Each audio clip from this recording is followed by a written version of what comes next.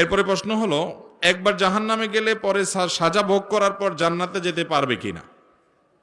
ভাই, জাহান্নামে যদি কোনো মানুষ যায় অথচ সে মুসলমান, আল্লাহর প্রতি ঈমান আছে, কবিরা গুনাহ করেছে, কোনো পাপে লিপ্ত হয়েছে, এই জন্য সে জাহান্নামে গেছে, তো এই লোক তার সাজা ভোগ করার পর যদি ঈমান তার মধ্যে থাকে, কোনো না কোনো দিন সে জান্নাতে যাবে ইনশাআল্লাহ।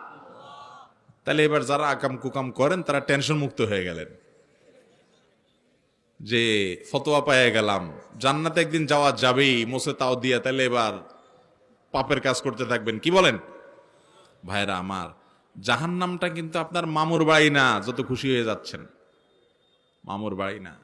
জাহান্নামের বিবরণ হাদিসের আলোকে, কোরআনের আলোকে যদি একটুও জানেন এবং তার প্রতি ঈমান আপনার থাকে, তাহলে জাহান্নামে যাওয়ার কথা তো দূরের কথা, জাহান্নামের ধারে কাছে আঁচ গায়ে লাগানোর দুঃসাহসও কোনোদিন করতে পারবেন। আল্লাহুম্মা আজিরনা মিনান নার। আল্লাহ আমাদেরকে জাহান্নামের আযাব থেকে আপনি পানাহ দান করেন। দুনিয়ার মোহ আমাদেরকে সব ভুলিয়ে রেখেছে ভাইরা, আমাদেরকে ভুলিয়ে রেখেছে।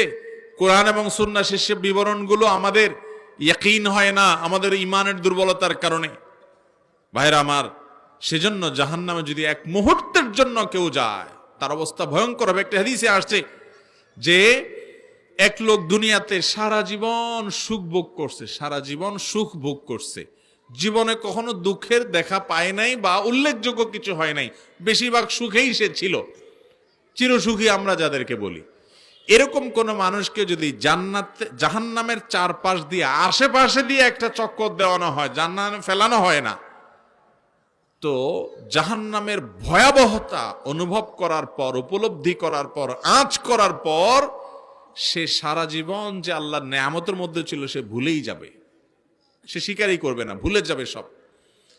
অতএব জাহান্নামে একবার যাওয়ার পর পুড়ে শাস্তি ভোগ করে তারপর আপনি জান্নাতে কখনো আসবেন, সেজন্য আরামসে আকাম করবেন, গুনাহ করবেন, এটা বুদ্ধিমান করতে পারে যদি জাহান্নাম সম্পর্কে ন্যূনতম ধারণা থাকে। আল্লাহ তাআলা আমাদেরকে হেফাজত থাকার তৌফিক দান করুন।